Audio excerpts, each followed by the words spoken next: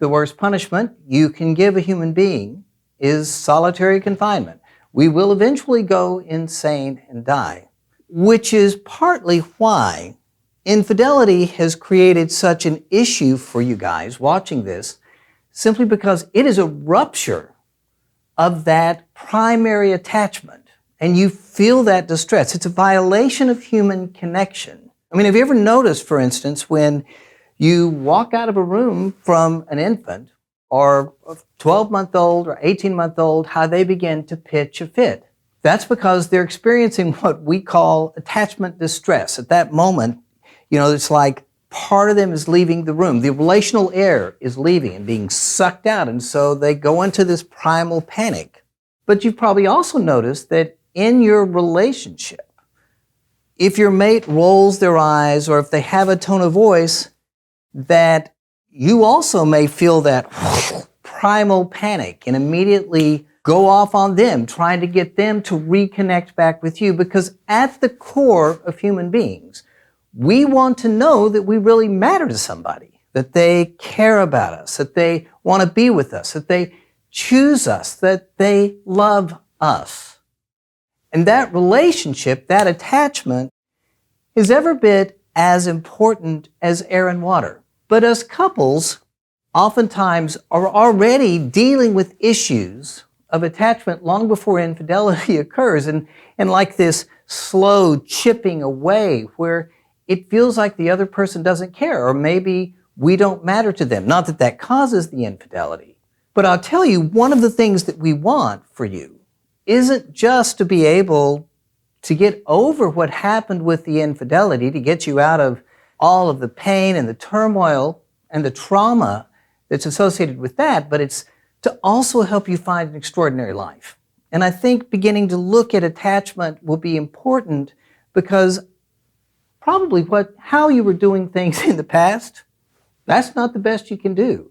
And going forward, as you rebuild a new relationship, you're going to want to do it better, because we all want that attachment. Not only do we want it, we just don't want to be wanted. We all need to be attached. Scientists say there are 3 primary attachment styles.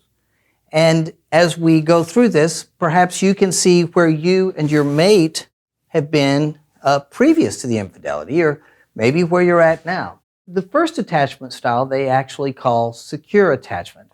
Roughly 60% of our population are in that category, and they feel comfortable with intimacy and are usually warm and loving. But the second attachment style is actually called anxious, and about 20% of the population fall into that category.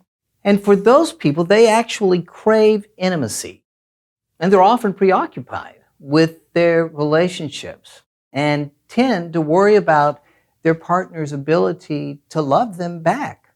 And it explains why some people really become clingy if they feel like their mate isn't really connected with them, or why they become so preoccupied that it interferes with work and they almost feel needy. And that anxious style makes it difficult for them to feel secure.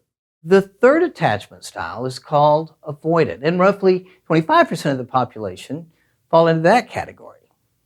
And those people kind of equate intimacy with a loss of independence and are constantly trying to minimize closeness. Research actually explains that though they want to be close, that avoidant feels compelled to push away, not because they aren't into their mate, don't love them, not because they think their mate's not good enough for them or whatever, but they actually begin to push away in that avoidant style because they feel the closeness and intimacy are increasing. It's like this reflexive response, and it's like, it scares them, and so they'll maybe pick fights or do things to kind of push the relationship away. Hi, forgive me for interrupting. Quick favor. If this message resonates with you, please hit the like button or leave us a short comment. You'd be surprised how much that simple action can help others who are hurting to find hope and healing. Let's spread the word and remind them that they're not alone. Please know you are not alone. By liking this video or leaving a comment, You're helping us reach more people who need to hear this message of hope and restoration. That small gesture can make a big difference in someone's life. But the good news is, people can change.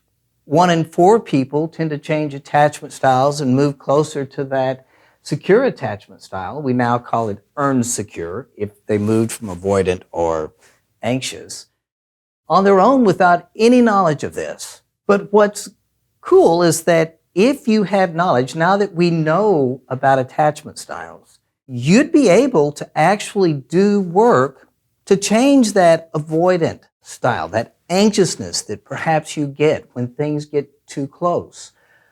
Or if you're feeling anxious because you don't have the relationship and you've got that anxious attachment style, that can change.